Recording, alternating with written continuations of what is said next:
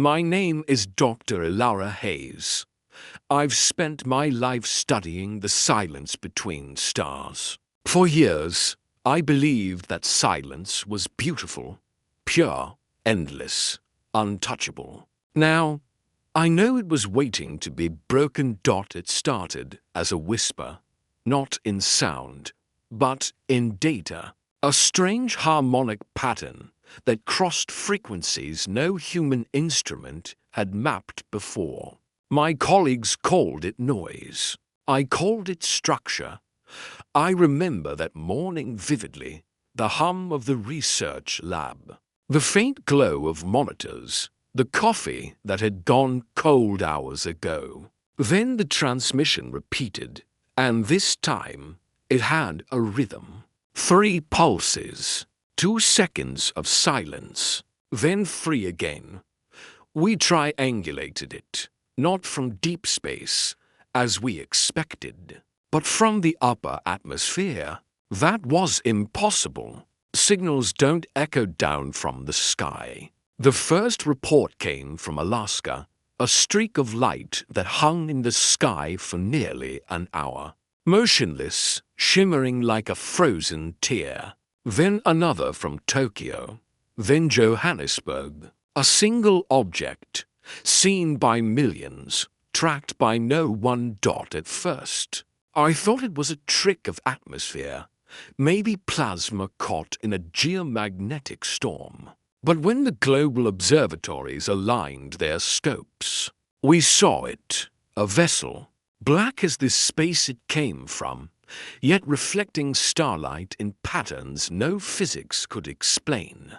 I felt a deep stillness in my chest. Not fear, not yet. Something else, the kind of awe that humbles you into silence. Governments reacted faster than the scientists. Military jets scrambled. Satellites reoriented. Social media flooded with shaky footage. People laughed, argued, panicked. Everyone had an opinion. No one had answers. By evening, the vessel had stopped moving, directly over the Pacific Ocean, high enough to eclipse the sun in certain latitudes.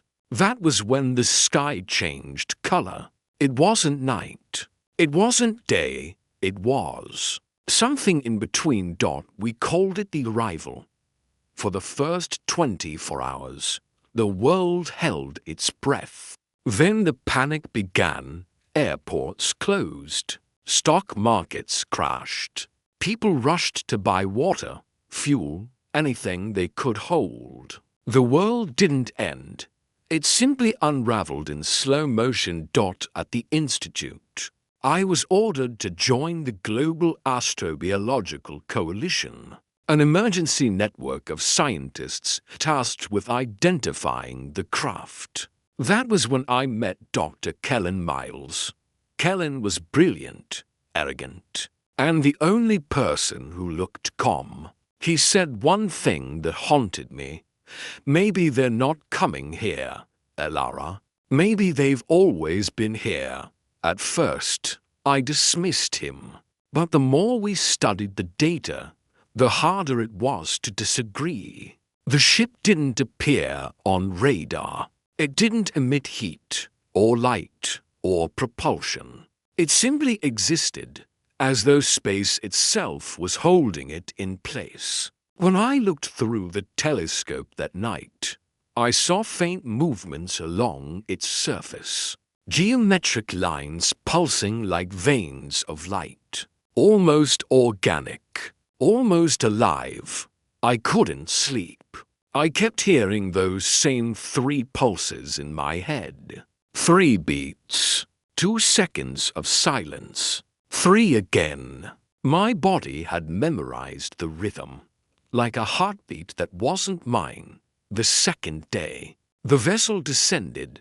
Not much, maybe a few thousand feet, but enough to make the world tremble. Seismic instruments registered ripples, not from impact, but from resonance. Something in its core vibrated the Earth's ionosphere like a drum.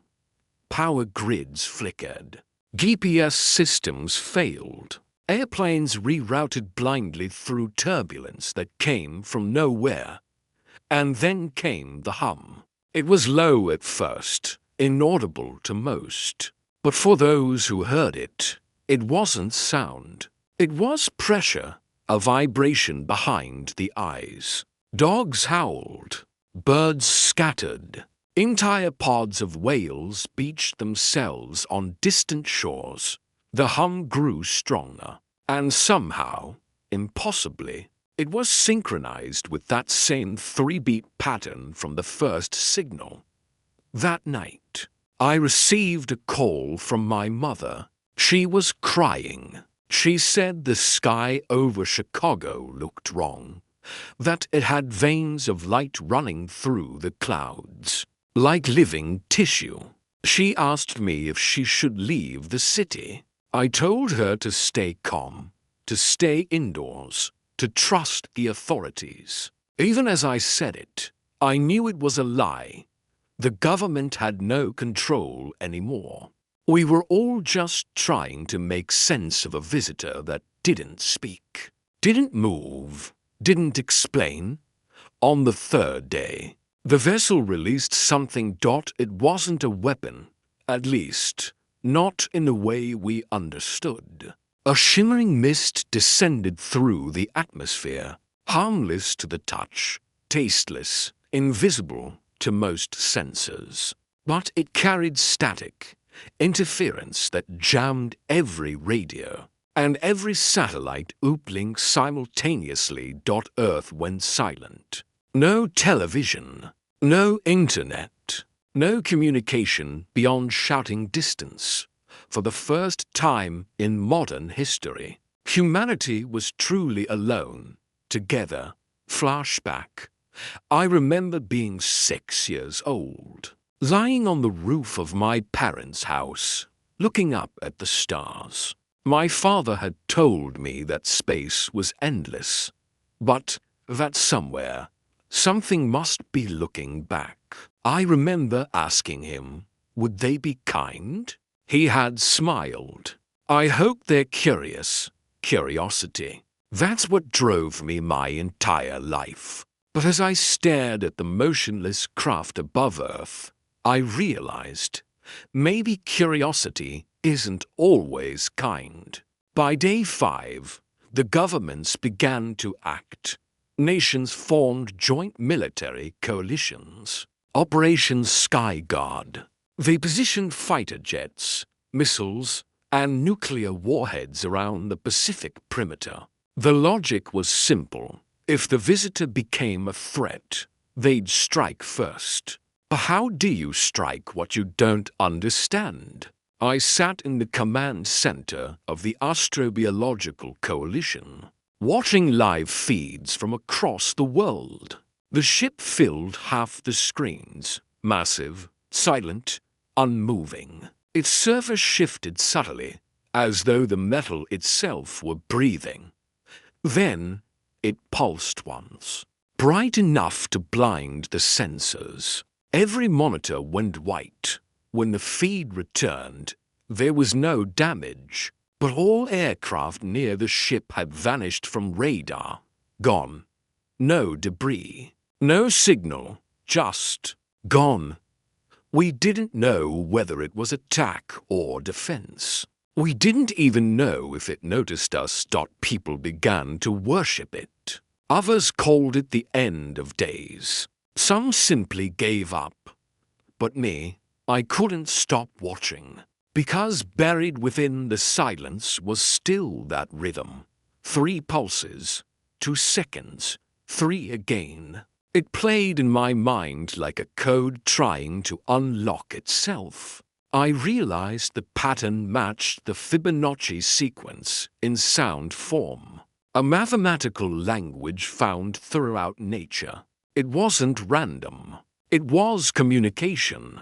Kellen and I built a harmonic translation algorithm to match the signal with known linguistic patterns. After hours of analysis, one segment repeated across all frequencies.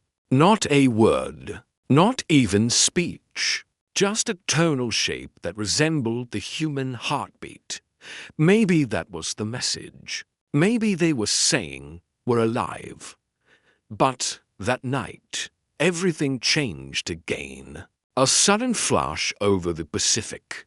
Not light, but darkness. Like the sky had folded inward. For 6 full seconds, every star disappeared. When they came back, the vessel was lower. Its outline was visible against the clouds. A vast, obsidian curve with patterns of glowing geometry along its underside. And beneath it, movement. Tiny shapes, descending. Thousands of them, drifting slowly toward the ocean like ash. I froze. My breath caught in my throat. We zoomed the cameras. The resolution stabilized. The shapes were not drones, not meteorites. They were spheres, metallic, reflective, hovering just above the water. Each one emitted that same rhythmic hum, echoing across the sea like a heartbeat amplified by the planet itself. That's when the panic truly began. The first to react were the Coast Guards, then the Navy, then everyone. Every nation with a satellite feed could see it. The Pacific covered in a field of floating spheres, each the size of a car, glowing faintly blue beneath the clouds. They didn't advance. They didn't attack. They just waited. And still, the main vessel hung above them, colossal, unmoving, eternal. For the first few hours, humanity hesitated between curiosity and terror. Some believed they were probes, collecting data. Others claimed they were weapons of slow decay. By dawn, people began to vanish. Not everywhere, not all at once, but reports came from fishing towns, coastal villages, and ships at sea. Entire crews gone. No distress calls, no wreckage. Just silence. I remember sitting in the operations room, surrounded by monitors, each showing static-filled coastlines. The hum had grown louder, the pulse slower. It wasn't a signal anymore. It was rhythm, like the earth itself had begun to breathe with them. Kellen leaned toward me, whispering, "What if it's not invasion? What if it's assimilation?" I wanted to argue, to remind him that science demanded proof. But the words never came, because in that moment, every light in the room flickered, and something happened I still can't explain. Every screen displayed the same thing. Not numbers, not images, faces. Human faces. Hundreds of them, blurred, distorted, shifting between expressions of fear and awe. They looked familiar, not people we knew, but people who could have been us. A genetic mirror. Then the power failed completely. Darkness, only the hum remained. Hours passed before communications were restored. When they were, the world had changed again. The Pacific shimmered with light. The spheres were gone, and the massive vessel had risen higher, retreating into the upper atmosphere, wrapped in auroras that defied physics. Governments declared emergency law. Religions fractured. Economies collapsed overnight. But through the chaos, one truth became clear. We were no longer alone, and we no longer controlled the sky. Flashback. My father again. That night long ago on the roof, when he told me the stars were full of questions, he used to say, "We'll meet them one day, and when we do, they'll hold a mirror to us." I never understood that until now, because when the faces appeared on our monitors, I felt it. A strange recognition, as if they had been watching humanity for longer than we'd existed. Not invaders, not saviors, observers, and maybe creators. Day 7, the global broadcast networks, somehow restored, carried a single message on every channel. No logos, no anchors, no sound, just text, white on black. Prepare to listen. That was all. Governments blamed hackers. Scientists blamed atmospheric interference. But deep down, every one of us knew it came from them. Then, as if on cue, every compass on Earth shifted 3 degrees west. The vessel moved again, not toward Earth, but away from it, slowly, gracefully, like a tide retreating after a storm. For 2 days, it climbed. The mist cleared. The skies brightened. Humanity began to breathe again. But when it reached the uppermost stratosphere, it stopped one last time, and it turned, not in a way we could measure physically, but in a way that felt intentional. Every telescope on Earth captured this same impossible phenomenon. The ship's surface rippled, and in the pattern of light that followed, the same words appeared again, this time in every known written language. We are still here. Then it vanished. No explosion. No propulsion. Just gone. Weeks have passed since that day. People are trying to rebuild. The markets have reopened, though no one trusts them. Children go to school, though the sky feels closer somehow. As for me, I can't stop hearing the hum. It's quieter now, like a memory fading behind glass. But it's still there. I've analyzed every frequency, every data trace, every anomaly. Nothing remains, nothing measurable. And yet, every night at 3:22 a.m., the instruments in my lab spike, exactly 3 pulses, 2 seconds apart.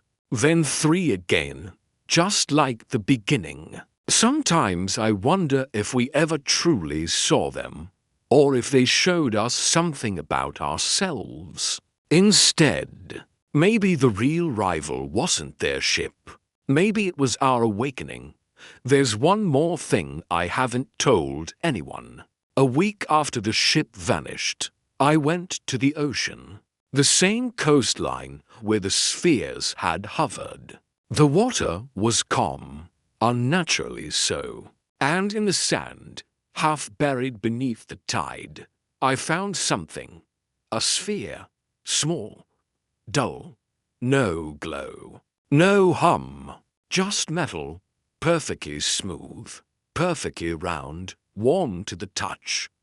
I took it back to my lab. It's sitting there now, on the table beside me, silent, waiting. Sometimes, when the wind moves through the vents at night, I swear I hear it whisper, not in words, in rhythm. 3 pulses, 2 seconds of silence, 3 again. And somehow, I know, this isn't over. The silence we once admired was never empty. It was listening. And now, it's our turn to listen back.